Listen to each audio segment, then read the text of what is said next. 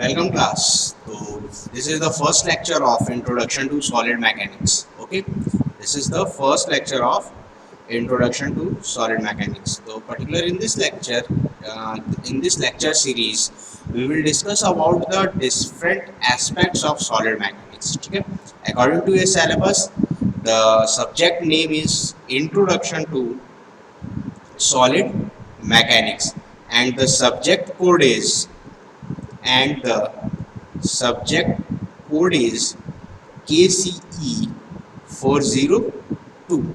There is a lab attached with this. Okay? There is a lab attached with this subject known as Solid Mechanics Lab. Known as Solid Mechanics Lab, and the subject code of and the subject code of lab is KCE 452. Okay, so these are the subject and the subject code. Okay, now we will discuss about the what are the subject, okay, and what are the different aspects and the different syllabus. Okay, तो इस पूरे में syllabus क्या क्या है इसको हम लोग डिस्कस कर लेते हैं. तो देयर आर 5 यूनिट्स. ठीक है, इसमें क्या है आपकी 5 यूनिट्स हैं. यूनिट 1 जो है, यूनिट 1 में हम लोग basic stress and strain, different elastic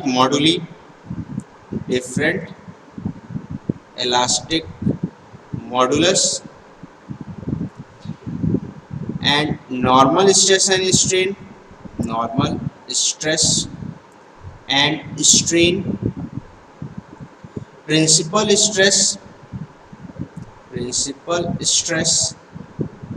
and strain,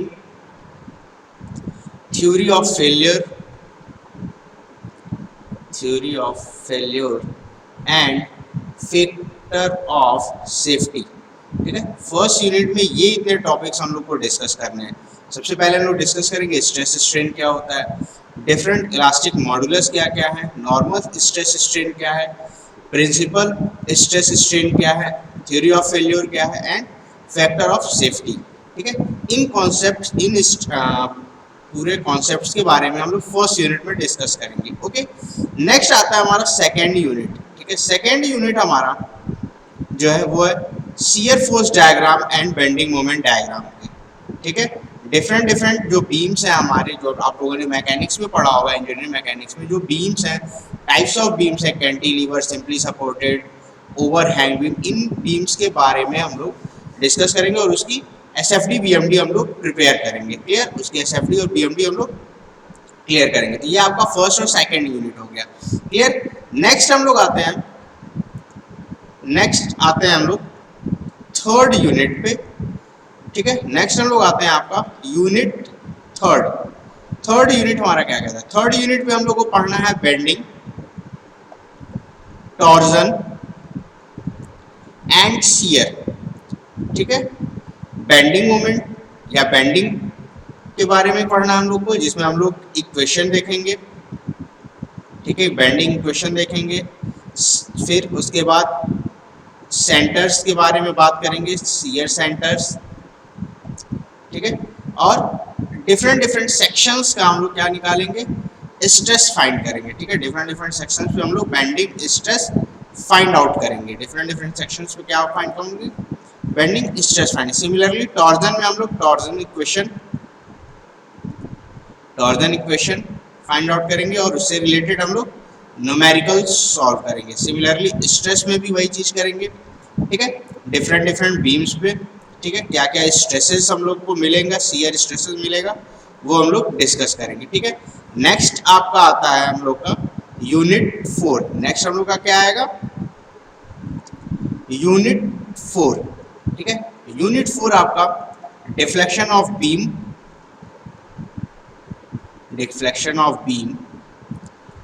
column and strut. ठीक है, डिफ्लेक्शन ऑफ बीम में डिफरेंट मेथड्स हैं, उनके बारे में डिस्कस करेंगे. जैसे आपका मैकेले मेथड हो गया, मैकेले मेथड हो गया, डबल इंटीग्रेशन मेथड हो गया, डबल इंटीग्रेशन मेथड हो गया। ठीक है, इन दो मेथड्स के बारे में हम लोग पढ़ेंगे और उसके रिलेटेड न्यूमेरिकल सॉल्व करेंगे। ठीक है, नेक्स्ट आता है कॉलम स्टैट्स में हम लोग बेसिक डेफिनेशंस पहले देखेंगे कि बेसिक डेफिनेशंस क्या क्या है।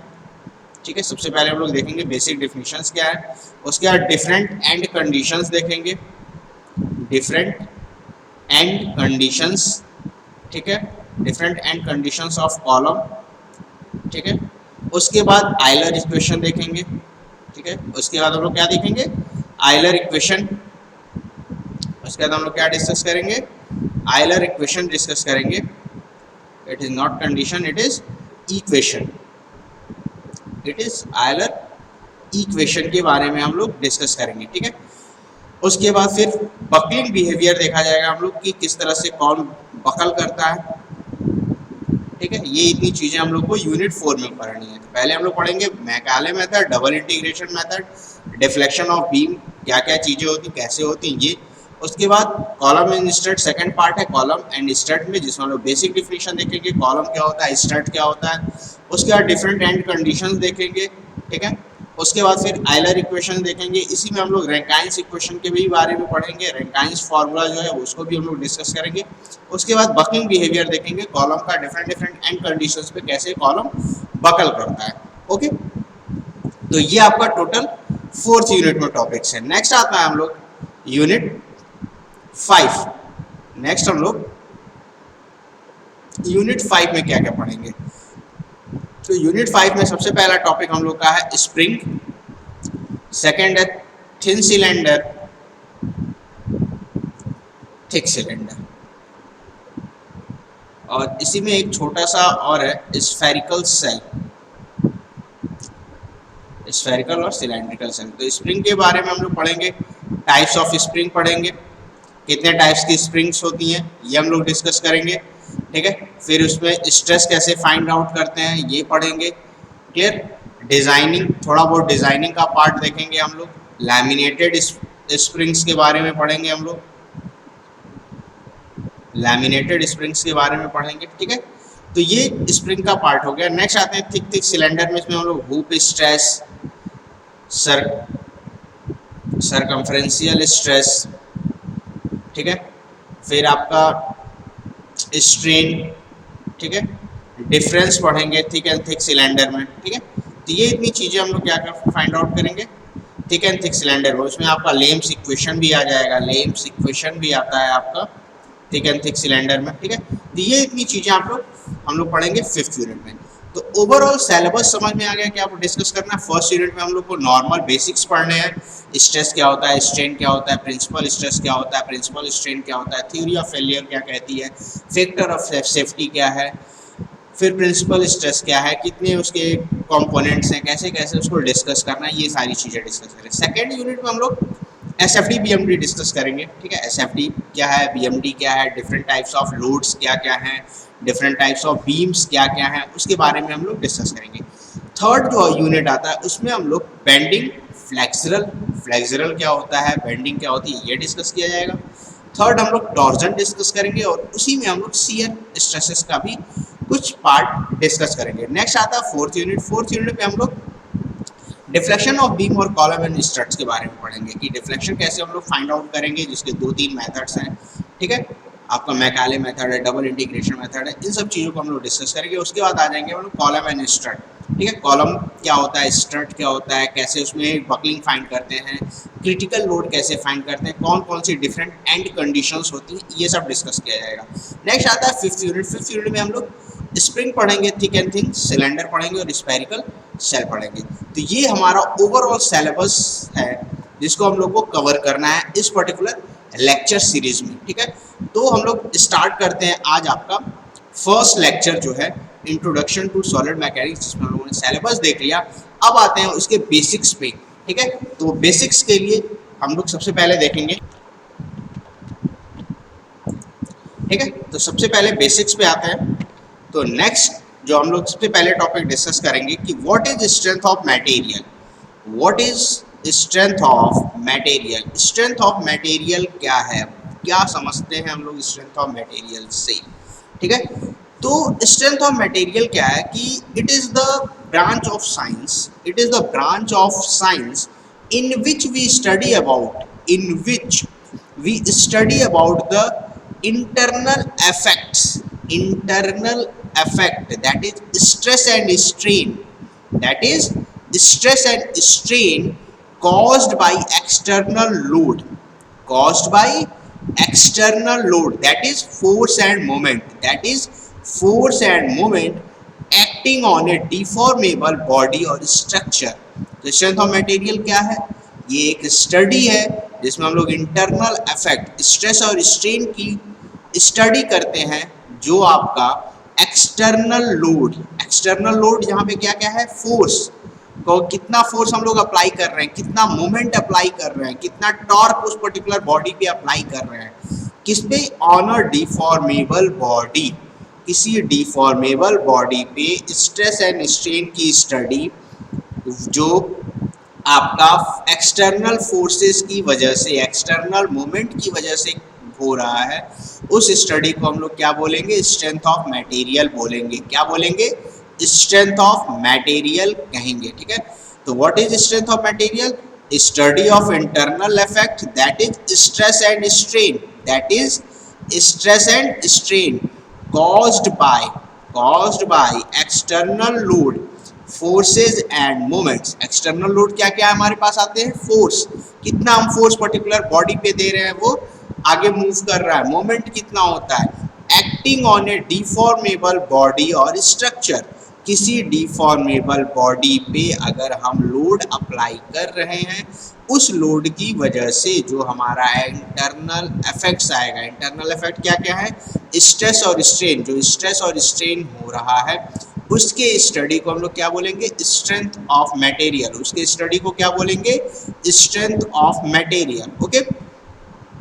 Also known as strength of material और mechanics of solid, strength of material को ही हम लोग मैकेनिक्स ऑफ सॉलिड भी बोलते हैं, क्योंकि इसमें हम लोग क्या है, पर्टिकुलर एक सॉलिड बॉडी है जो किस नेचर में है, डिफॉर्मेबल नेचर में है, इजीली डिफॉर्म हो जा रहा है, उसकी स्टडी करते हैं, तो इसलिए हम लोग मैकेनिक्स ऑफ सॉलिड भी बोल सकते हैं इस सब्जेक्ट को। क्लियर, दो पॉइंट्स क्लियर हो गए। नेक्स्ट आपका है, हम लोग क्या फाइंड आउट करते हैं स्ट्रेंथ ऑफ मटेरियल में, ठीक है।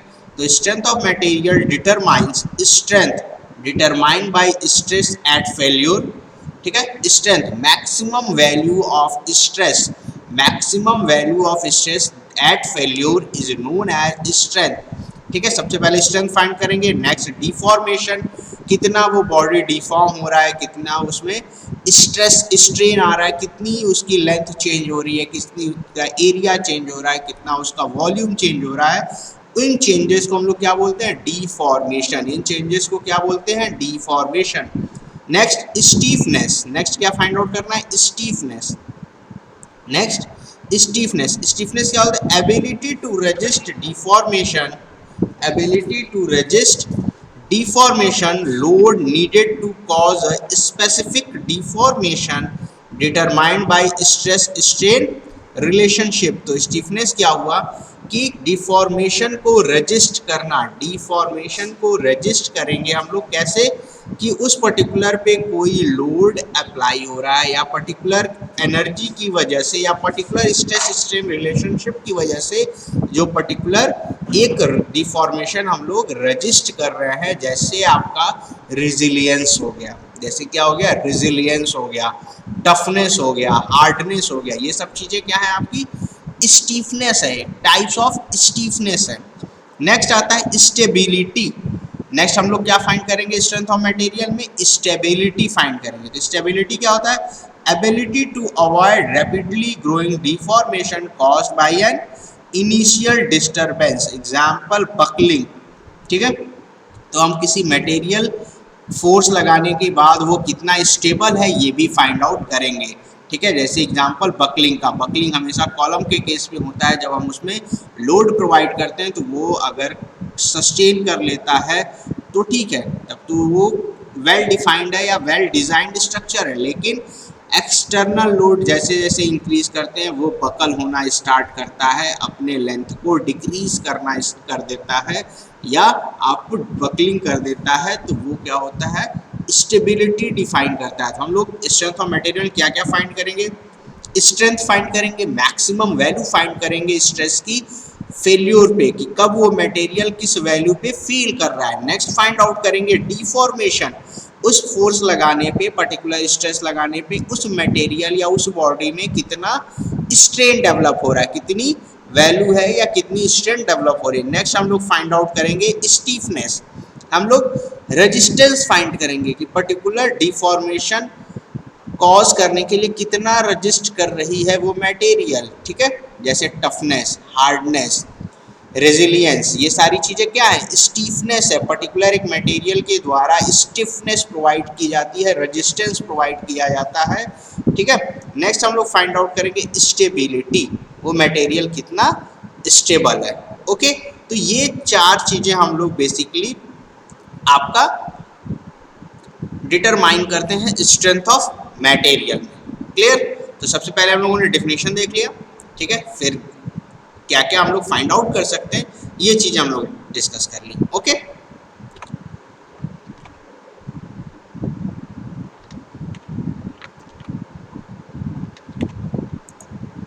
ओके, तो हम लोगों ने ये चीज़ें की। नेक्स्ट स्लाइड पे आते हैं। नेक्स्ट है why we need to study strength of material. Strength of material हम लोग को पढ़ने की ज़रूरत क्यों पड़ी, ठीक है। तो बेसिकली स्ट्रेंथ ऑफ मटेरियल हम लोग क्यों पढ़ते हैं कि किसी भी फोर्स पे अगर एक्सटर्नल फोर्स हम अप्लाई कर रहे हैं, ठीक है, किसी भी मटेरियल पे अगर हम एक्सटर्नल फोर्स अप्लाई कर रहे हैं तो उसकी वजह से उस पर्टिकुलर मटेरियल में स्टेजेस ऑफ लोड्स क्या होंगे या स्टेजेस ऑफ डिफरेंट स्टेज क्या होगा फेल्योर का, उस पर्टिकुलर चीज़ को हम लोग डिस्कस करने के लिए, उसका कंक्लूजन निकालने के लिए बेसिकली हम लोग स्ट्रेंथ ऑफ मटेरियल स्टडी करते हैं, क्लियर। नेक्स्ट, जैसे आप लोग फिगर में देख सकते हैं कि किसी भी पर्टिकुलर मटेरियल का, किसी भी पर्टिकुलर मटेरियल की क्या होती है, एक स्ट्रेंथ होती है, मतलब फेलियर स्ट्रेस होती है, अल्टीमेट स्ट्रेंथ होती है, जिसके बाद से लोड लगाने के बाद वो मटेरियल क्या होता है,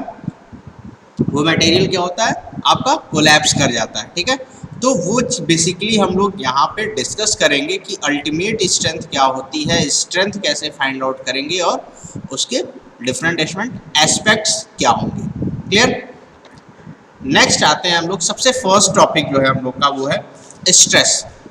स्ट्रेस क्या होता है, स्ट्रेस क्या होता है, तो यहाँ पे हम तीन वर्ड्स डिस्कस करेंगे। First one is stress, second one is pressure and the last one is strength, ठीक है। स्ट्रेस क्या होता है, प्रेशर क्या होता है और स्ट्रेंथ क्या होता है, क्लियर। तो सबसे पहले हम लोग डिस्कस करते हैं what is pressure. What is pressure, pressure क्या होता है। तो ऐसा सभी लोग जानते होंगे कि तीनों की जो यूनिट होती है अप्रॉक्सीमेटली या कह सकते हैं हम लोग सेम होती है, न्यूटन पर mm स्क्वायर। तो यूनिट से तो ये अंदाज़ा लगा सकते हैं कि यहाँ पे न्यूटन है, यहाँ पे mm स्क्वायर है, तो ये समथिंग एरिया होगा और ये समथिंग फोर्स या लोड होगा, ठीक है। लेकिन अब ये चीज़ें आती हैं कि प्रेशर कब बोलेंगे, स्ट्रेस कब बोलेंगे, स्ट्रेंथ कब बोलेंगे। तीन चीज़ें हैं, तीन वर्ड्स हैं, तो कुछ ना कुछ तो अंतर होगा।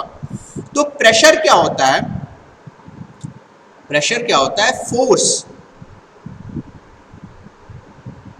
ठीक है, या फोर्स ना कह के हम लोग बोले नॉर्मल फोर्स, फोर्स ना बोल के क्या बोले, फोर्स ना बोल के यहाँ पे ये कह सकते हैं normal force, normal force acting per unit area, normal force acting per unit area of cross section, यहाँ लिखो तो और सही है, area of cross section, normal force acting per unit area of cross section is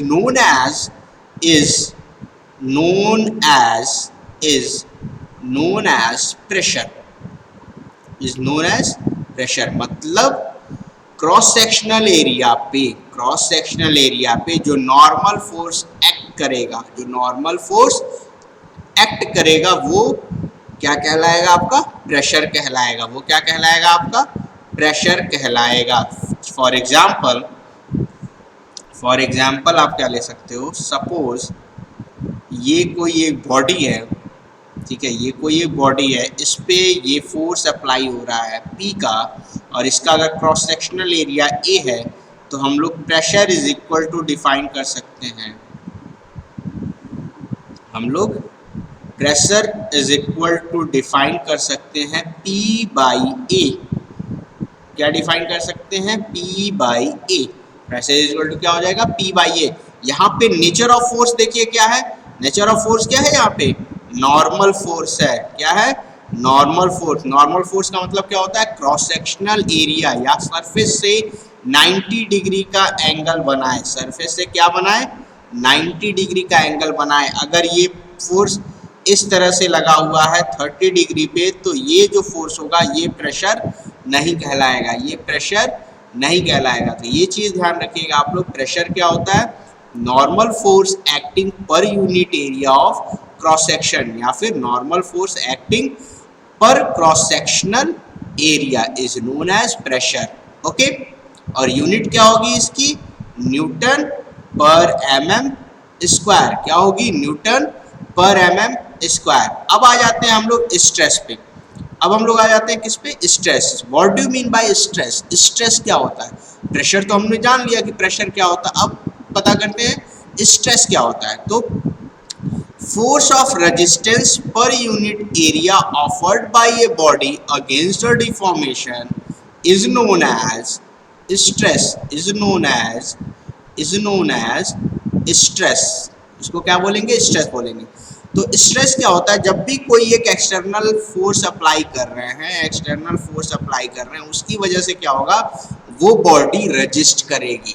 वो body क्या करेगी? Resistance provide करेगी। तो वो जो रेजिस्टेंस होगा, वो रेजिस्टेंस क्या कहलाएगा? आपका स्ट्रेस कहलाएगा। वो रेजिस्टेंस क्या कहलाएगा? स्ट्रेस कहलाएगा। फॉर एग्जांपल यहाँ पे आप देखिए, ये एक कोई बॉडी है, इस बॉडी पे हमने P फोर्स अप्लाई किया।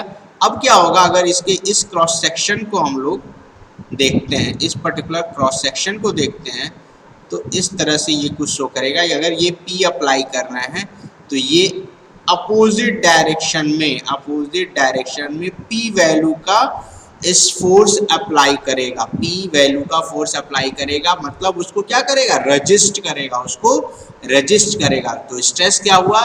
इंटरनल रेजिस्टेंस फोर्स पर unit area, internal resistance force पर यूनिट एरिया offered by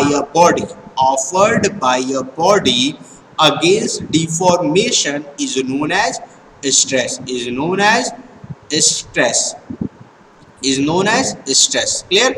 इसको हम लोग डिनोट करते हैं सिग्मा से। It is denoted by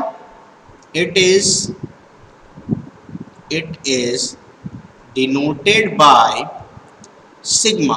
it is denoted by sigma, और सिग्मा क्या हो जाएगा?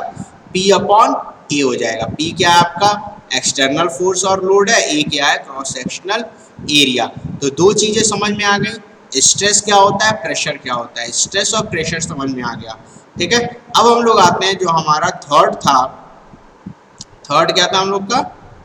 स्ट्रेंथ क्या होता है। थर्ड हम लोग का क्या था? स्ट्रेंथ क्या होता है, ठीक है। ये क्या होता है? स्ट्रेंथ क्या होता है। तो स्ट्रेंथ का जो सबसे पहला क्या होता है, पहली पॉइंट हम लोग बोल सकते हैं, it is the maximum value, it is the maximum value of stress, it is the maximum value of stress at failure या before failure, ठीक है। स्ट्रेंथ क्या है? मैक्सिमम वैल्यू है किसी भी मटेरियल की जिस पे जाने के बाद, ठीक है, जिसके जाने के बाद वो मटेरियल क्या होता है?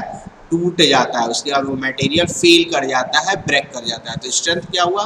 Maximum value of stress after which the material will fail. Okay. Second क्या कह सकते हैं कि it is a constant value, it is constant value. ये क्या है? कांस्टेंट वैल्यू है। सही है। ये क्या होती है, हर मटेरियल के लिए कांस्टेंट होती है। फॉर एग्जांपल कांस्टेंट कैसे है, फॉर एग्जांपल आप M20 ले लीजिए। M20 क्या है आपका,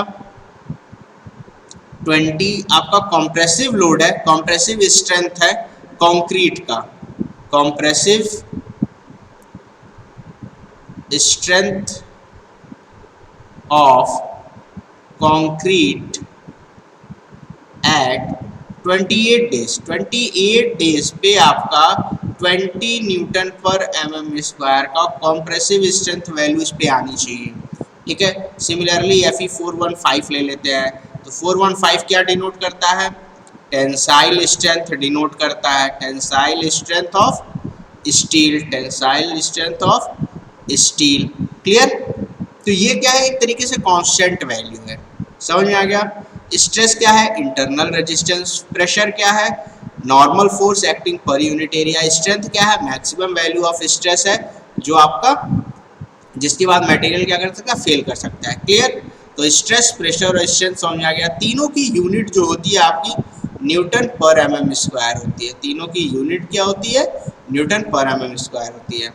now strain, what do you mean by strain, strain क्या होता है, ठीक है। तो स्ट्रेन क्या होता है, जब भी हम किसी बॉडी पे, यहाँ पे आप देखिए, ठीक है, ये कोई बॉडी है, इस पे हम लोग फोर्स अप्लाई कर रहे हैं, P फोर्स अप्लाई कर रहे हैं, तो ये बॉडी इस पे क्या कर रहे हैं, P फोर्स अप्लाई कर रहे हैं, तो P फोर्स जब अप्लाई कर रहे हैं तो ये बॉडी क्या करेगी, अपने आप को कॉन्ट्रैक्ट करेगी, क्योंकि अब यहाँ से हम फोर्स लगाएंगे, यहाँ से फोर्स लगा रहे हैं, बॉडी क्या होगी, कॉन्ट्रैक्ट होगी। अब बॉडी अगर कॉन्ट्रैक्ट होगी तो इसका लेंथ कुछ इस तरह से आ जाएगा, आफ्टर डिफॉर्मेशन क्या हो गया, इस तरह से आ गया। ठीक है, तो अब मटेरियल में क्या हो गया, कुछ चेंजेस आ गए, मटेरियल में क्या हो गया, कुछ चेंजेस आ गए। तो जब भी हम चेंजेस की बात करते हैं तो स्ट्रेन क्या होता है, change in dimension of an object, change in dimension of an object under the application of external force. External force लगने के बाद, एक्सटर्नल फोर्स लगने के बाद इस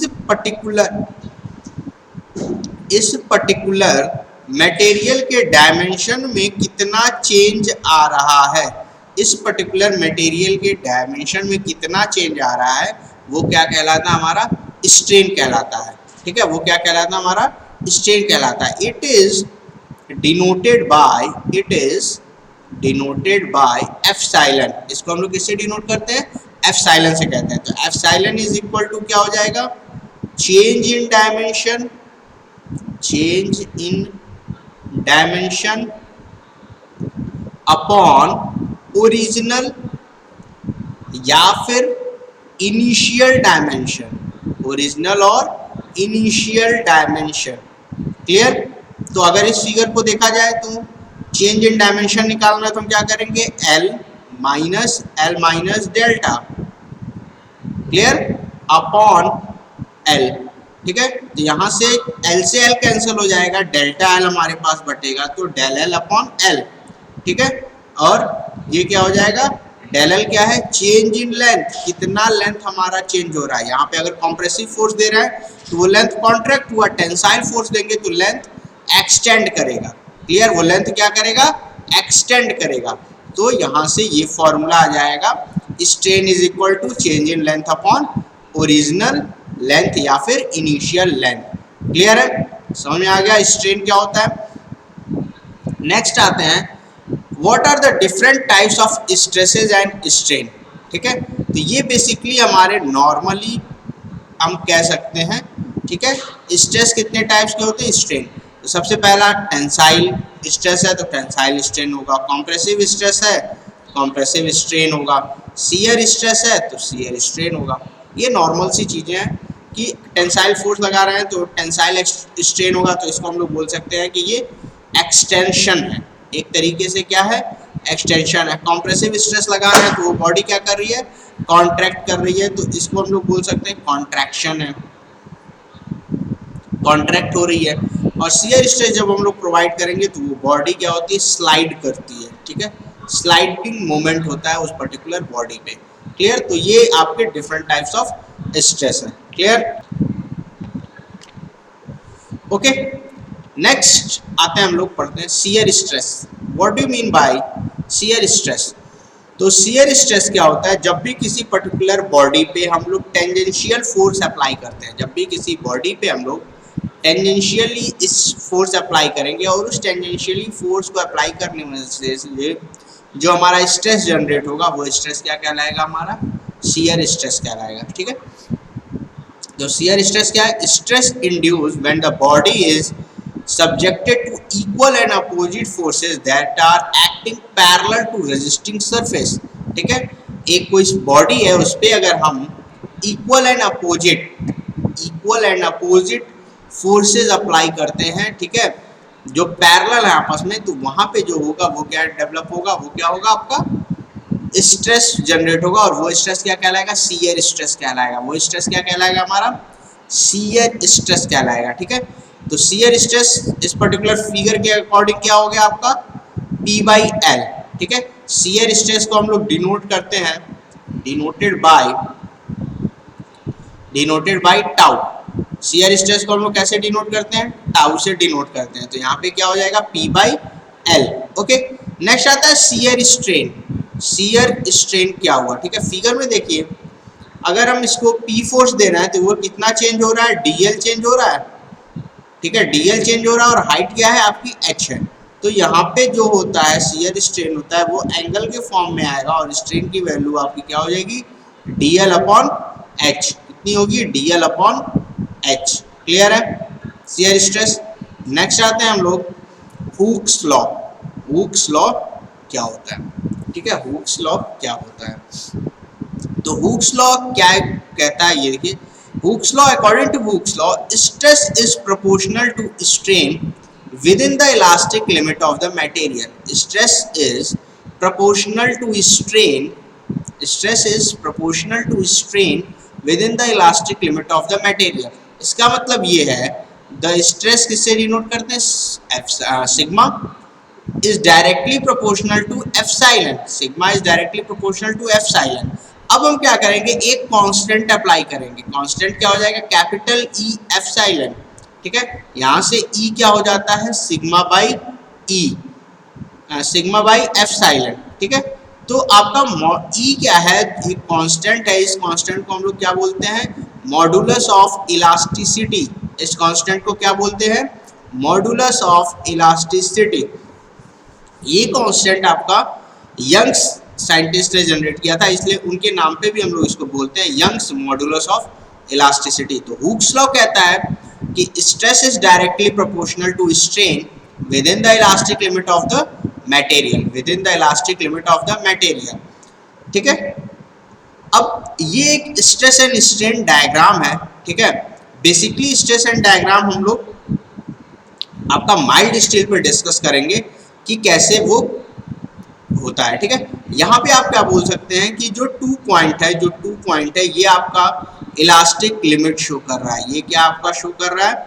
इलास्टिक लिमिट शो कर रहा है। मतलब इलास्टिक लिमिट तक अगर हम बॉडी पे फोर्स लगाते हैं तो बॉडी जब जैसे ही फोर्स हटाएंगे तो वो अपने ओरिजिनल शेप में पहुंच जाएगा, मतलब वो अपने ओरिजिनल शेप को रिकवर कर लेगा। तो यहाँ पे देखिए लिखा हुआ है the material will recover its shape is stress to point 2। मतलब पॉइंट 2 तक हम स्ट्रेस जितना भी लगाएंगे वहाँ पे क्या होगा? मटेरियल अपने इस ओरिजिनल पोजीशन में गेन करता चला जाएगा। लेकिन जैसे ही हम पॉइंट 4 पे पहुँचेंगे, पॉइंट 4 पे जैसे ही हम लोग बढ़ेंगे तो वहाँ पे क्या होगा? परमानेंट डिफॉर्मेशन हमको दिखने लगेगा। क्या दिखेगा? परमानेंट डिफॉर्मेशन हमको शो होगा। ठीक है, तो इस वजह से हम लोग यहाँ पे बोल देख सकते हैं कि यहाँ पे प्लास्टिक डिफॉर्मेशन शो हो रहा है। क्या हो रहा है? प्लास्टिक डिफॉर्मेशन हम लोग को मिल रहा है, प्लास्टिक डिफॉर्मेशन मिल रहा है। तो there will be a permanent deformation in the material if the object is stretch to point 4। Point 4 तक अगर ऑब्जेक्ट को हम लोग स्ट्रेच कर रहे हैं, मतलब उस पर लोड अप्लाई करते जा रहे हैं, तो वहाँ पे क्या होगा? 4 के बाद क्या होगा? प्लास्टिक डिफॉर्मेशन हमको देखने को मिलेगा। तो up to point 2 stress is directly proportional to strain. Point 2 तक स्ट्रेस क्या है? आपका स्ट्रेन के प्रोपोर्शनल है। जैसे यहाँ मैंने दिखाया है, sigma is directly proportional to epsilon that is strain. तो sigma is equal to E epsilon that is E is equal to stress upon strain, वही यहाँ पे लिखा गया है E is equal to stress upon strain and E is known as Young's modulus of elasticity. E क्या है आपका constant value है जिसको हम लोग फाइंड आउट करते हैं with the help of tensile test, और इसकी वैल्यू डिफरेंट मटेरियल के लिए इसकी वैल्यू डिफरेंट होती है, ठीक है। और इसका जो फॉर्मूला होता है वो क्या होता है, स्ट्रेस अपॉन स्ट्रेन होता है। क्लियर। नेक्स्ट आ जाते हैं इलास्टिसिटी को ही डिस्कस करते हैं, इलास्टिसिटी क्या होती है, ठीक है। डिफरेंट इलास्टिसिटी हमारे पास है, ठीक है। अभी जैसे हम लोगों ने पढ़ा यंग्स मॉडुलस ऑफ इलास्टिसिटी, तो यंग्स मॉडुलस ऑफ इलास्टिसिटी क्या है, रेशियो ऑफ टेंसाइल और compressive stress to the tensile और कॉम्प्रेसिव स्ट्रेन, ठीक है। स्ट्रेस अपॉन स्ट्रेन, ई क्या है आपका स्ट्रेस अपॉन स्ट्रेन, तो उसमें टेंसाइल स्ट्रेस भी हो सकता है, कॉम्प्रेसिव स्ट्रेस भी हो सकता है, तो वहाँ पे सिग्मा बाई ई, स्मॉल ई या एप्सिलॉन, दोनों में से कुछ भी अगर हम लिखते हैं तो वो सही है। तो यहाँ से आपका फॉर्मूला क्या बनेगा, modulus of elasticity is equal to stress upon strain. Similarly अगर हम shear stress upon shear strain करते हैं, similarly shear stress upon shear strain करते हैं, ठीक है, shear stress upon shear strain करते हैं, तो इस समय एक कोई कांस्टेंट मिलेगा, इस कांस्टेंट को हम लोग सी से रिप्रेजेंट करते हैं और इसको बोलते हैं शियर मॉडुलस। इसको क्या बोलते हैं हम लोग, शियर मॉडुलस। इसको क्या हम लोग बोलेंगे, शियर मॉडुलस और मॉडुलस ऑफ रिजिडिटी, ठीक है। तो शियर मॉडुलस या मॉडुलस ऑफ रिजिडिटी क्या होगा, ratio of shear stress to the shear strain. तो C इज इक्वल टू क्या हो जाएगा आपका, C इज इक्वल टू क्या होगा आपका, C is equal to tau by five. C is equal to क्या हो जाएगा आपका, tau by five is equal to shear stress upon shear strain. Clear है, ठीक है। नेक्स्ट एक आपका टॉपिक है फैक्टर ऑफ सेफ्टी। तो फैक्टर ऑफ सेफ्टी हम लोग क्या बोलते हैं, मैक्सिमम स्ट्रेस और अल्टीमेट स्ट्रेंथ, मैक्सिमम स्ट्रेस और ultimate strength upon working stress और यील्डिंग स्ट्रेस, वर्किंग स्ट्रेस और यील्डिंग स्ट्रेस, ठीक है। तो ये आप फैक्टर ऑफ सेफ्टी पढ़ लीजिए। इस पर्टिकुलर टॉपिक को हम लोग फर्दर डिटेल में डिस्कस करेंगे, फैक्टर ऑफ सेफ्टी क्या होता है, ठीक है। तो मॉडुलस ऑफ इलास्टिसिटी समझ में आ गया, शियर मॉडुलस समझ में आ गया, ठीक है। नेक्स्ट आते हैं हम लोग, एक प्रॉब्लम है आपका, छोटा सा न्यूमेरिकल है, उसको हम लोग डिस्कस करते हैं, ठीक है। तो प्रॉब्लम क्या कह रहा है कि a rod 150 centimetre long and a diameter 2 centimetre is subjected to an axial pull of 20 kilo newton. एक एक्सियल पुल है कितना है, 20 किलो न्यूटन का। If the modulus of elasticity of a material of rod is 2 × 10⁵ newton पर mm square, determine stress strain and elongation. मतलब आपको sigma की value find करनी है, एप्सिलॉन की वैल्यू फाइंड करनी है और डेल्टा एल फाइंड करना है। इसमें इसका मतलब change in length find out करना है। क्लियर, क्लियर, इतनी चीजें क्लियर हो गई, क्या क्या आपको फाइंड आउट करना है,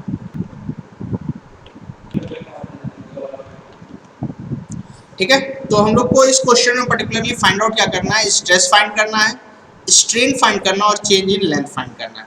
तो सबसे पहले चेंज इन लेंथ का हम लोग फॉर्मूला देख लेते हैं, क्या होगा चेंज इन लेंथ का फॉर्मूला। तो यहाँ से हम लोग E इज इक्वल टू क्या लिखते थे, स्ट्रेस अपॉन स्ट्रेन लिखते थे। E इज इक्वल टू क्या होता था, स्ट्रेस अपॉन स्ट्रेन, ठीक है। तो स्ट्रेस को हम लोग क्या लिख सकते हैं, P अपॉन A, स्ट्रेस को क्या लिख सकते हैं, लोड अपॉन एरिया।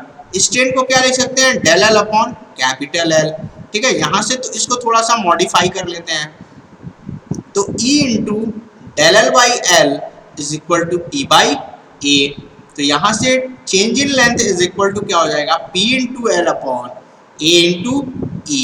तो यहाँ से चेंज इन लेंथ या एक्सटेंशन कैसे निकलेगा हमारा, P into L upon A into E। P क्या आपका लोड है, L क्या है इनिशियल लेंथ है, E क्या है मॉडुलस ऑफ इलास्टिसिटी, A क्या है आपका क्रॉस सेक्शनल एरिया। क्लियर है, इतनी चीजें क्लियर हो गई, ठीक है। अब क्वेश्चन सॉल्व करते हैं हम लोग, ठीक है। क्वेश्चन में क्या कह रहा है, एक कोई रॉड है, तो रॉड इस तरह से बनेगा, ये रॉड है जिसका लेंथ आपको दिया हुआ है, लेंथ कितना दिया हुआ है, length is 150 centimetre and dia is 2 centimetre. Length कितना है 150 सेंटीमीटर एंड डाया कितना दिया हुआ आपका 2 सेंटीमीटर डाया दिया हुआ है।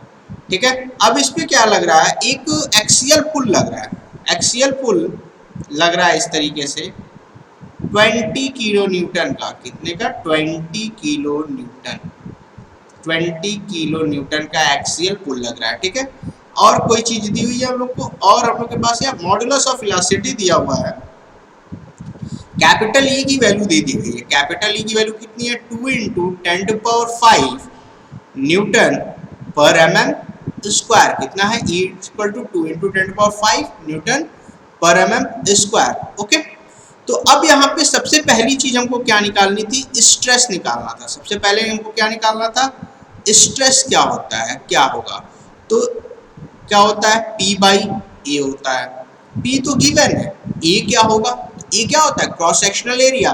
तो क्रॉस सेक्शनल एरिया कैसे निकालेंगे, क्रॉस सेक्शन क्या दिख रहा है, सर्कल दिख रहा है, तो सर्कल का एरिया क्या होता है π/4 D square is equal to π/4 into D कितना है 2 सेंटीमीटर, इसको आप चेंज कर लीजिए mm में, तो ये कितना हो जाएगा 20 का होल स्क्वायर। इसको सॉल्व करेंगे हम लोग तो आएगा आपका पाई डिवाइडेड बाई 4 इंटू 20 स्क्वायर, ये आएगा आपका 314.16 mm स्क्वायर। क्लियर, तो यहाँ से स्ट्रेस की वैल्यू आ जाएगी आपकी 20 into 10⁻³ upon 314.16 is equal to 20 into 10⁻³ 20 into 10⁻³ divided by 314.16 is equal to 63.67 newton पर mm स्क्वायर। तो स्ट्रेस की वैल्यू कितनी आ गई आपकी, स्ट्रेस की वैल्यू कितनी आ गई आपकी 63.67 न्यूटन पर mm square. First part solve हो गया। नेक्स्ट आते हैं हम लोग सेकंड पार्ट पे, नेक्स्ट आते हैं हम लोग सेकंड पार्ट पे। तो सेकंड पार्ट हमको क्या निकालना है, स्ट्रेन निकालना है। सेकंड पार्ट क्या निकालना है हम लोग को, स्ट्रेन निकालना है। तो strain is equal to change in length upon L, change in length upon initial length. तो अभी तक चेंज इन लेंथ हमको पता नहीं है, तो ठीक है, सबसे पहले हम लोग क्या निकालेंगे, चेंज इन लेंथ निकालना पड़ेगा। तो चेंज इन लेंथ निकालने के लिए एक्सटेंशन निकालना पड़ेगा। तो एक्सटेंशन आपका क्या है, extension is equal to change in length is equal to P into L upon A into E. P कितना आपका 20 इंटू 10⁻³, L कितना है 150 into 10, convert it into mm, mm में कन्वर्ट कर लेंगे हम लोग। ए क्या है आपका एरिया 314.16 और मॉडुलस ऑफ इलास्टिसिटी 2 इंटू 10⁵। तो यहाँ से हम लोग को चेंज इन लेंथ पता चल जाएगा, तो वो है आपका, कैलकुलेट करिए 20 into 10⁻³ into 150 into 10 divided by 314.16 into 2 into 10⁵, it is 0.48 mm। ये कितना है 0.48 mm। तो चेंज इन लेंथ कितना मिल गया हमको 0.48 mm मिल गया। ठीक है, फॉर्मूला कैसे डिराइव हुआ है, पीछे वाली स्लाइड में, प्रीवियस स्लाइड में मैंने डिस्कस कर दिया कि एक्सटेंशन कैसे निकला। ठीक है, अब यहाँ से हम लोग स्ट्रेन निकाल लेते हैं। तो स्ट्रेन कितना होगा 0.48 mm अपॉन लेंथ कितना है 150 सेंटीमीटर, तो 1500 mm। तो it is 0.48 divided by 1500, it is 3.2 into 10⁻⁻⁴। इसको आप लोग कन्वर्ट कर लीजिए 0.00032, ये आपकी स्ट्रेन की वैल्यू हो जाएगी पर्टिकुलरली। क्लियर, तो आप इसको देख लीजिए। ठीक है, ये न्यूमेरिकल था। न्यूमेरिकल क्या कह रहा था आपका, न्यूमेरिकल क्या कह रहा था कि एक रॉड है जिस 150 सेंटीमीटर लॉन्ग है ठीक है। 150 सेंटीमीटर लॉन्ग रॉड है जिसकी डाया क्या है 2 सेंटीमीटर, उस पर हम एक एक्सियल पुल लगा रहे थे। क्या लगा रहे हैं? एक्सियल पुल लगा रहे हैं 20 किलो न्यूटन का। 20 किलो न्यूटन का एक एक्सियल पुल अप्लाई कर रहे हैं और उसमें हम लोग को क्या फाइंड करना था? सबसे पहले स्ट्रेस फाइंड करना है, फिर स्ट्रेन फाइंड करना है, फिर एक्सटेंशन फाइंड करना है। तो हम लोगों ने स्ट्रेस फाइंड कर लिया। स्ट्रेस क्या होता है? P/A। P क्या है आपका? लोड है। एरिया निकाल लेंगे तो एरिया का फॉर्मूला क्या होगा? π/4d²। एरिया यहाँ से निकाल लिया। उसके बाद स्ट्रेस हमारा मिल गया। स्ट्रेस निकालने के बाद एक्सटेंशन निकाल लेंगे। एक्सटेंशन से हम लोग को चेंज इन लेंथ मिल जाएगा, तो वहां से हम लोग स्ट्रेन कैलकुलेट कर लेंगे। ओके, न्यूमेरिकल समझ आ गया। नेक्स्ट आते हैं। नेक्स्ट है हमारा टॉपिक जो है वो है पॉइजन्स रेशियो। पॉइजन रेशियो क्या होता है? ठीक है, तो पॉइजन रेशियो से पहले हम लोग समझते हैं लैटरल स्ट्रेन और लॉन्गिट्यूडनल स्ट्रेन क्या होता है। ठीक है, पॉइजन रेशियो से पहले हम लोग समझते हैं कि लैटरल स्ट्रेन और लॉन्गिट्यूडनल स्ट्रेन क्या होता है। ठीक है, तो सबसे पहले लैटरल स्ट्रेन, सबसे पहले लैटरल स्ट्रेन। ठीक है, तो जब भी हम किसी पर्टिकुलर बॉडी पे, जब भी किसी पर्टिकुलर बॉडी पे फोर्स अप्लाई करते हैं, ठीक है, किसी बॉडी पे फोर्स अप्लाई करते हैं तो इसके डायमेंशन में कुछ चेंजेस आते हैं। इसके डायमेंशन में कुछ चेंजेस आते हैं। इसके डायमेंशन कुछ, सपोज ये इनिशियली L था, ठीक है, और इसका जो डायमेंशन चेंज हो गया वो क्या हो गया? L प्लस डेल्टा हो गया। इसका डायमेंशन कितना हो गया? L plus delta. तो अगर जिस फोर्स है उस फोर्स की डायरेक्शन में अगर हम डायमेंशन का चेंज देखते हैं तो वो चेंज क्या कहलाता है? लैटरल स्ट्रेन कहलाता है। वो स्ट्रेन क्या कहलाता है? Lateral strain. तो लैटरल स्ट्रेन को लिख सकते हैं strain developed in the direction of load, in the direction of load. Load के डायरेक्शन में, ठीक है, लोड के डायरेक्शन में जो स्ट्रेन डेवलप हो रहा है उस स्ट्रेन को हम लोग क्या बोलेंगे? लैटरल स्ट्रेन बोलेंगे। लेकिन, ठीक है, उसको क्या बोलेंगे? लैटरल स्ट्रेन बोलेंगे। लेकिन यहाँ पे आप देखिए कि लेंथ के साथ साथ विड्थ में भी तो चेंज हो रहा है। सपोज इसका इनिशियल विड्थ क्या था? b था, अब ये घट के कुछ हो गया है b माइनस डेल v मान लेते हैं। ठीक है, ये कुछ चेंज हुआ है, तो अब ये भी तो एक स्ट्रेन है। तो ये जो स्ट्रेन होता है इसको हम लोग बोलते हैं लॉन्गिट्यूडिनल स्ट्रेन। इस स्ट्रेन को क्या बोलते हैं? Longitudinal strain. इस स्ट्रेन को क्या बोलेंगे?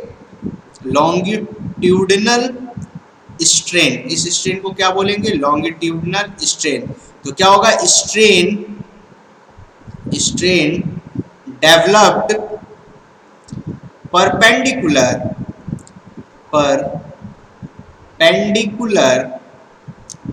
To the direction of load, to the direction of load. ठीक है, perpendicular to the direction of load मतलब लोड के परपेंडिकुलर डायरेक्शन में जो स्ट्रेन डेवलप हो रहा है वो स्ट्रेन क्या कहलाएगा? लॉन्गिट्यूडिनल स्ट्रेन कहलाएगा। हम लोग लैटरल स्ट्रेन तो फाइंड आउट कर लेते हैं। लैटरल स्ट्रेन फाइंड आउट कैसे करेंगे? Epsilon is equal to change in length upon L। लेकिन लॉन्गिट्यूडिनल स्ट्रेन को फाइंड आउट करने के लिए हम लोगों ने एक कांस्टेंट की हेल्प ली। वो कांस्टेंट क्या कहलाता है? Poisson ratio. तो लैटरल स्ट्रेन, लॉन्गिट्यूडिनल स्ट्रेन समझ में आ गया। अब आते हैं हम लोग पॉइजन रेशियो। तो पॉइजन रेशियो क्या होता है? Ratio of lateral strain to the longitudinal strain. Poisson ratio क्या होता है हमारा? लैटरल स्ट्रेन और लॉन्गिट्यूडिनल स्ट्रेन का जो रेशियो होता है उसको हम लोग बोलते हैं पॉइजन्स रेशियो। उसको क्या बोलेंगे? पॉइजन्स रेशियो बोलेंगे। क्लियर है? अब 3 डायमेंशनल स्ट्रेस सिस्टम में, ठीक है, हम लोग जो आपका स्ट्रेस निकालते हैं या स्ट्रेन होता है वो होगा आपका सिग्मा 1/E। और y और z डायरेक्शन में अगर हमको कैलकुलेट करना हो तो उसमें हम लोग क्या करते हैं? म्यू टाइम्स कर देते हैं, मतलब म्यू का मल्टीप्लिकेशन पॉइजन रेशियो का मल्टीप्लिकेशन कर देते हैं उसको फाइंड आउट करने के लिए। तो 3D स्ट्रेस सिस्टम में आपका क्या होगा? स्ट्रेस इन सिग्मा 1 डायरेक्शन क्या होगा? Stress sigma 1 produce strain in x direction. Sigma 1 की वजह से इस डायरेक्शन में जो स्ट्रेन होगा वो क्या होगा? Sigma 1/E। और y और z डायरेक्शन में क्या होगा? Minus mu sigma 1/E। Clearly? Negative direction क्या शो कर रहा है कि जो स्ट्रेन हो रहा है आपका वाई और जेड में वो क्या हो रहा है, कॉम्प्रेस हो रहा है, वो क्या हो रहा है, कॉम्प्रेशन हो रहा है, निगेटिव डिफॉर्मेशन हो रहा है, ठीक है। सिमिलरली स्ट्रेस 2 की वजह से आपका सिग्मा 2 बाई ई होगा और एक्स और जेड में आपका minus mu sigma 2 by E होगा। सिमिलरली जेड डायरेक्शन में होगा सिग्मा बाई ई और एक्स और जेड में होगा minus mu sigma 3 by E. Clearly इस चीज को डिटेल में हम लोग अपने फिजिकल क्लासेस में डिस्कस कर चुके हैं, तो इस चीज को हम लोग यहाँ देखते हैं, ठीक है। तो पॉइजन रेशियो समझ में आ गया, ठीक है। तो ratio of lateral strain to longitudinal strain, ठीक है। अब अगर हम लोग टोटल स्ट्रेन की बात करें तो टोटल स्ट्रेन आपका क्या होगा, sigma 1 upon E minus mu sigma 2 upon E minus mu sigma 3 upon E. Total strain in Y direction sigma 2 upon E mu sigma 1 upon E mu sigma 3 upon E. Similarly Z direction में ये होगा, तो ये epsilon X epsilon Y epsilon Z. Clear, समझ में आ गया, समझ में आ गया इतना, ठीक है। पॉइजन रेशियो तक क्लियर है सबको, ओके।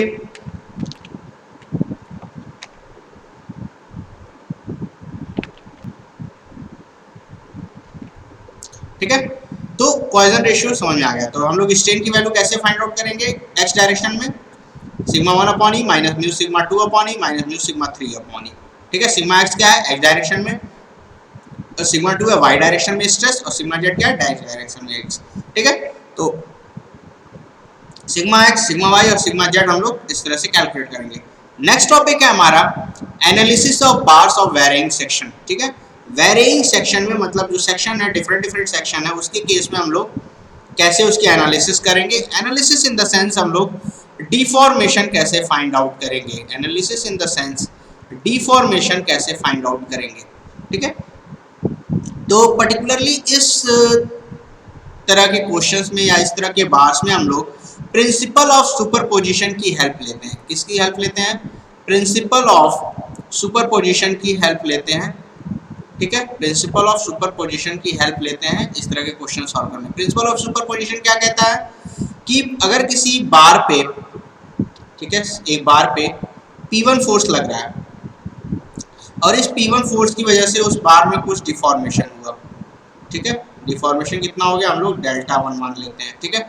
सिमिलरली उसी बार पे हम लोग P2 फोर्स लगा रहे हैं और उसकी वजह से डिफॉर्मेशन कितना हुआ, डेल्टा 2 हो गया, उसकी वजह से डिफॉर्मेशन कितना हुआ, डेल्टा 2 हुआ। तो अगर हम सेम बार पे P1 और P2 लगाते हैं, P1 और P2 फोर्स अप्लाई करते हैं, तो जो डिफॉर्मेशन होगा वो कितना होगा, डेल 1 प्लस डेल 2 होगा। वो कितना होगा, डेल 1 प्लस डेल 2 होगा। क्लियर, क्या होगा, डेल 1 प्लस डेल 2 होगा, ठीक है। तो उसी फॉर्मूले का यूज करके उसी प्रिंसिपल का यूज करके हम लोग चेंज इन डिफॉर्मेशन यहाँ फाइंड करते हैं। और चेंज इन डिफॉर्मेशन क्या होता है, P L1 E1 A1 plus L2 E2 A2 plus L3 E3 A3, ठीक है। यहाँ पे P सेम था, इस वजह से P यहाँ पे कॉमन ले लिया गया है। अगर P आपका डिफरेंट रहेगा तब भी आपका वैल्यू यहाँ पे चेंज होता रहेगा, ठीक है। यहाँ पे वैल्यू क्या होगी, चेंज होती रहेगी। क्लियर है, तो अगर आपका P डिफरेंट है तो यहाँ से डेल क्या हो जाएगा, del L is equal to P1 L1 upon A1 E1 plus P2 L2 upon E2 A2 plus P3 L3 upon A3 L3, ठीक है। ये फॉर्मूला हम लोग बेसिकली यूज करेंगे उसमें। क्लियर है, ठीक है। अब इस पे रिलेटेड एक न्यूमेरिकल देख लेते हैं हम लोग। ये हमारा न्यूमेरिकल है,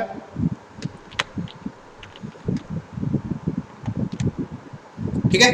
तो ये क्वेश्चन है जिसमें P की वैल्यू आपकी दी हुई है, फिगर देखिए P की वैल्यू गिवन है 35,000, ठीक है। P कितना है, 35,000 न्यूटन है। 3 सेक्शंस हमारे पास, डाया दिया हुआ 2 सेंटीमीटर, ये D1 है, ये D2 है, ये D3 है, ठीक है। D1 कितना दिया हुआ 2 सेंटीमीटर, D3 कितना, D2 3 सेंटीमीटर और D3 5 सेंटीमीटर। तो प्रॉब्लम क्या कह रहा है कि an axial pull of 35,000 newton is acting on a bar consisting of 3 length as shown in figure. 3 length दिए हुए 20 सेंटीमीटर, 25 सेंटीमीटर और 22 centimetre. If Young modulus of elasticity is this 2.1 into 10 to 5, determine stress in each section। हर एक section में stress कितना होगा वो find करना है, और टोटल एक्सटेंशन कितना होगा बार में ये फाइंड करना है। मतलब हर पर्टिकुलर सेक्शन में हमारा स्ट्रेस कितना होगा, सेक्शन 1 के लिए स्ट्रेस कितना होगा, सेक्शन 2 के लिए स्ट्रेस कितना होगा, सेक्शन 3 के लिए स्ट्रेस कितना होगा, ये फाइंड आउट करना है बेसिकली। क्लियर? तो सबका एरिया अलग अलग होगा, ठीक है, तो एरिया अलग होगा तो स्ट्रेस की वैल्यू अलग होगी। क्लियर है? तो सबसे पहले हम लोग सॉल्व करते हैं, ठीक है। तो पहला क्वेश्चन क्या है, फर्स्ट पार्ट क्या बोला, स्ट्रेस फाइंड आउट करना है। तो सिमिलरली हम लोग क्या बोल सकते हैं, सिग्मा 1 क्या हो जाएगा, P अपॉन A1, ठीक है। P क्या है आपका 35,000, A क्या है π/4 इंटू डी स्क्वायर, तो D कितना दिया हुआ है आपका 2 सेंटीमीटर दिया है, mm में कन्वर्ट कर लीजिए इसको, तो 20 का होल स्क्वायर, तो ये आई थिंक आ जाएगा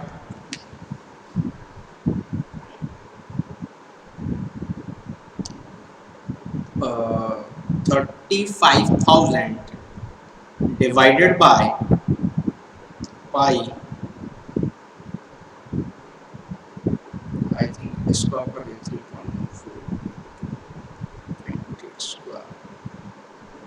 ये आ जाएगा आपका 27.87 न्यूटन पर mm स्क्वायर, ठीक है। सिमिलरली सिग्मा 2 फाइंड आउट कर लीजिए, सिग्मा 2 में P कॉमन है, P हो जाएगा 35,000 अपॉन एरिया कितना A2, ठीक है, 35,000 अपॉन π/4 इंटू 30 स्क्वायर, 3 सेंटीमीटर दिया हुआ है, ठीक है, तो 35,000 डिवाइडेड बाई 3.14 इंटू 30 स्क्वायर दिया जाएगा 12.39 न्यूटन पर mm स्क्वायर। सिमिलरली सिग्मा 3 निकालेंगे, 35,000 अपॉन π/4 इंटू 5 स्क्वायर, तो ये हो जाएगा आपका 35,000 divided by 3.14 into 50 square, not 5, it is 50 square, 5 centimeter it is given, and 50 square is 4.46 Newton पर mm स्क्वायर। तो ये आपके स्ट्रेसेस हो गए डिफरेंट सेक्शन में, ये सेक्शन 1 के लिए, सेक्शन 2 के लिए, और ये सेक्शन 3 के लिए, ठीक है। नेक्स्ट आपसे क्या पूछा जा रहा था, सेकंड क्या पूछ रहा है, एक्सटेंशन कितना होगा, सेकंड में क्या पूछा है, एक्सटेंशन क्या होगा। एक्सटेंशन का फॉर्मूला हम लोगों ने पढ़ा है, del L is equal to P upon E common ले लीजिए क्योंकि E भी कांस्टेंट है, L1 upon A1 plus L2 upon A2 plus L3 upon A3, ठीक है। तो यहाँ से P कितना है 35,000 न्यूटन अपॉन E कितना है 2.1 इंटू 10⁵, ठीक है। L कितना है आपका, L1 कितना है 20 सेंटीमीटर, तो 20 centimetre 200 upon 20 plus next L2 कितना है, नेक्स्ट L2 कितना है 25 सेंटीमीटर, सॉरी एक चीज गड़बड़ हो गया, आप लोग यहाँ ध्यान दीजिए,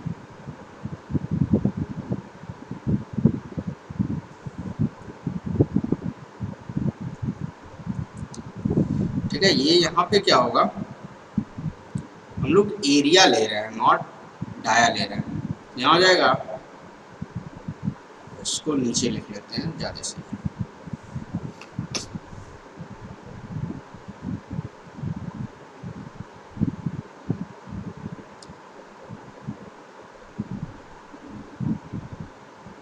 ठीक है। तो इसको लिखते हैं del L is equal to P upon E L1 upon A1 plus L2 upon A2 plus L3 upon A3।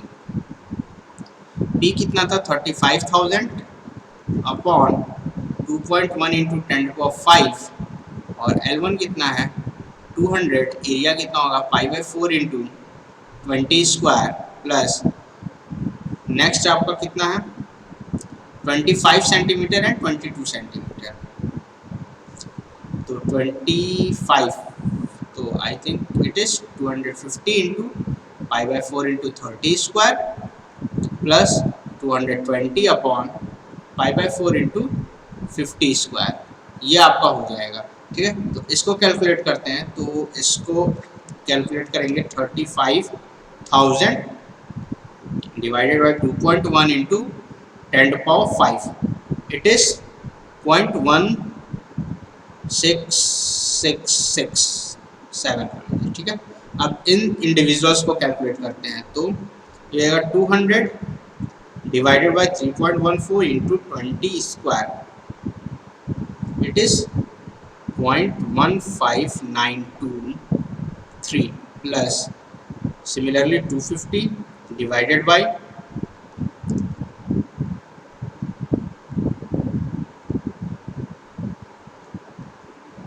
it is 0.08846 plus 220 divided by 3.14 into 50 square, it is 0.02802। ठीक है, now add all these and multiply it।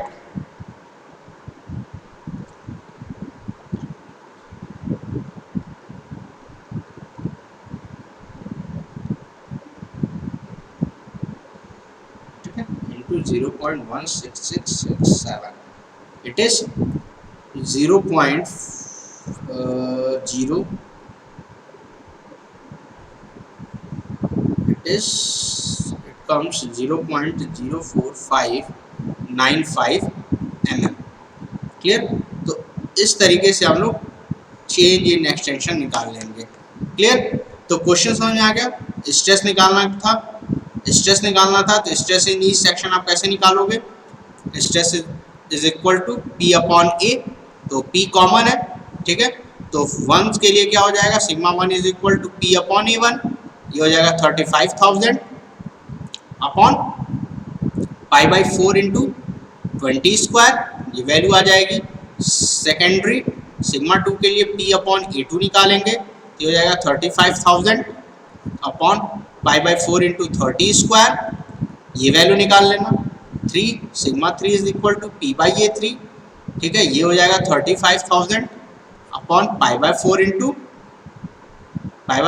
50 square, ये stress निकल जाएगा। Clearly, stress निकालने के बाद फिर हम लोग चेंज इन या एक्सटेंशन निकाल लेंगे, जो आपका वैल्यू ये आएगा। क्लियर, तो आज के लेक्चर में इतना ही। नेक्स्ट लेक्चर में फिर हम लोग फर्दर टॉपिक्स डिस्कस करेंगे, जो होगा आपका प्रिंसिपल ऑफ सुपरपोजिशन और कंपोजिट बार के बारे में बात करेंगे। क्लियर, क्लियर है, ओके।